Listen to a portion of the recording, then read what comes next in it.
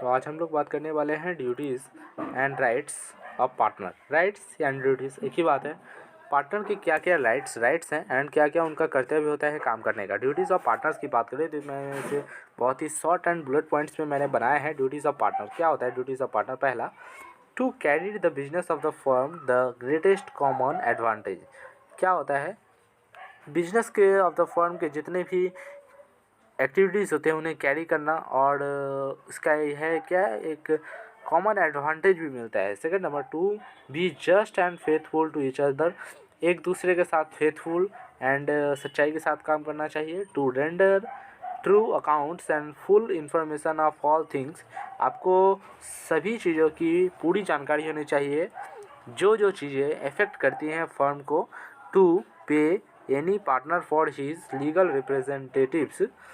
And fourth number क्या है, every partner shall immediately the firm for any loss cost to it by his fraud in the conduct of business of the firm.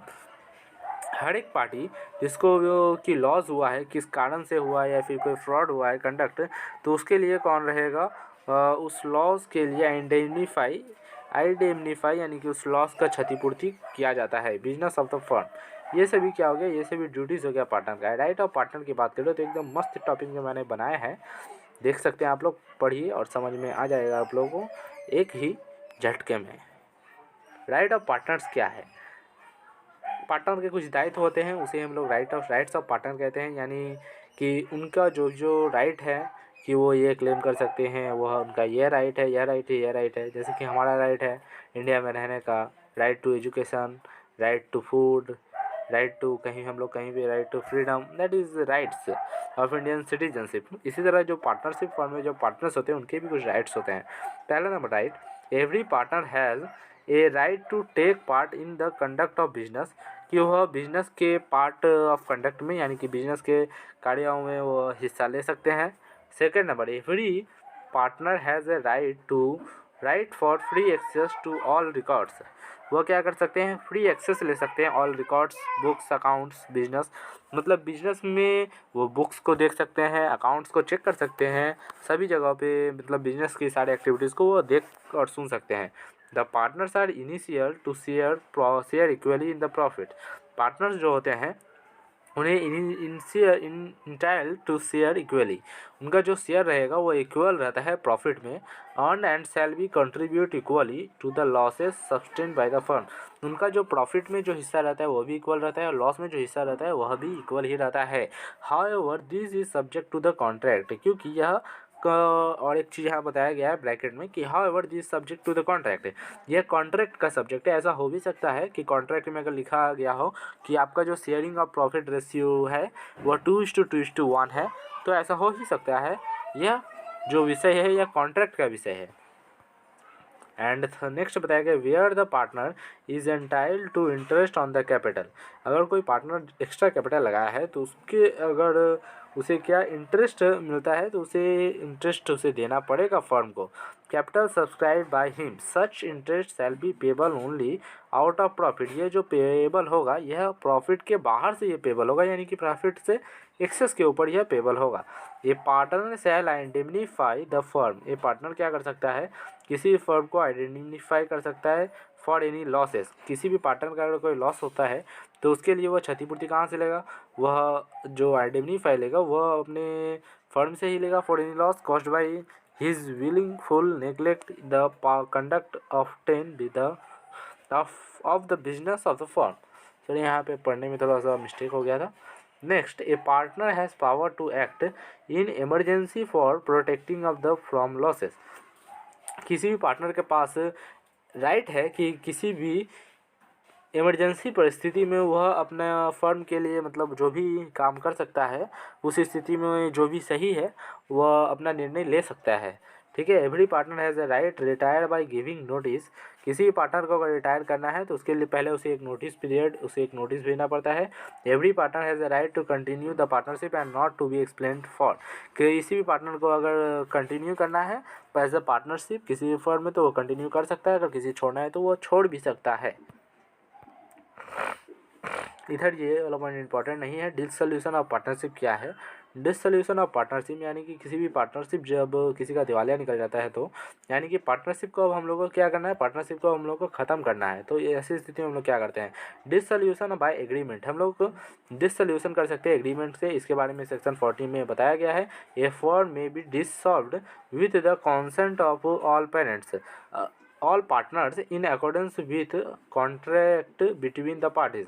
जितने भी partners मिलकर contract किए थे उन सभी partners के कॉन्सेंट से अगर सभी राजी हैं कि उनका सभी का मत है कि हाँ अब इस फर्म को ख़त्म कर देना चाहिए, तो ऐसी स्थिति में आप लोग क्या कर सकते हैं, डिसोल्यूशन कर सकते हैं फर्म का बाय एग्रीमेंट। सेक्शन 40 में इसके बारे में बताया गया है। बी नंबर क्या बताया गया है, compulsory dissolution. A firm is dissolved, section number 41 में बताया गया है एक फर्म कब डिसॉल्व हो जाता है सेक्शन 41 के हिसाब से। पहला, if all the partner but one is as insolvent. अगर सभी पार्टनर्स हैं बट उनमें से कोई एक पार्टनर है जिसका कि दिवालिया निकल गया है, और दूसरा by the happening of any event, यानी कि किसी इवेंट या किसी घटना के घटित होने पर, which makes the business unlawful, जो कि बिजनेस को क्या बता देता है कि यह बिजनेस अनलॉफुल है। तो ऐसी स्थिति में सेक्शन 41 के हिसाब से ये क्या हो सकता है, ये कंपल्सरी डिसोल्यूशन कहलाता है। सेक्शन एंड पार्ट सी में बताया गया है dissolution on the happening of certain contingencies. कुछ घटनाएं या कुछ घटित होने के बाद जो डिसोल्यूशन होता है that is called dissolution of happening of certain contingencies. Section 42 में इसके बारे में बताया गया है। A firm is dissolve, a firm dissolve होता है कब, पहला, if constitute for a fixed firm it constituted for a fixed term by the expiry of that term. It constituted to carry one or more adventure or undertakings by the competition thereof, by the death of the partner and by the adjustment of the partner as insolvent। इसमें सभी topic पढ़ने लायक नहीं है, यानी कि इसमें 2 या 3 topic हैं। By the death of partner, option C. अगर किसी भी पार्टनर का डेथ हो जाता है तो option D. By the adjacence of the partner as insolvent, अगर किसी पार्टनर का इंसॉल्वेंट निकल जाता है, दिवालिया निकल जाता है तो। एंड ये 2 पॉइंट आप लोग इसके लिए संभल के रखिए, बाकी का पॉइंट इसके लिए इंपॉर्टेंट नहीं है। सेक्शन 42 में बताया गया है कि अगर डिसोल्यूशन कब होगा, अगर कोई पार्टनर मर जाता है तो बात ही खत्म, पार्टनर तो रहा ही नहीं। समझिए किसी फर्म में 2 पार्टनर, एक मर गया या कि एक का दिवालिया निकल गया तो पार्टनर रहेगा, कोई बात ही नहीं है। सेक्शन 42 के हिसाब से यह डिसोल्यूशन हो गया इस फर्म का।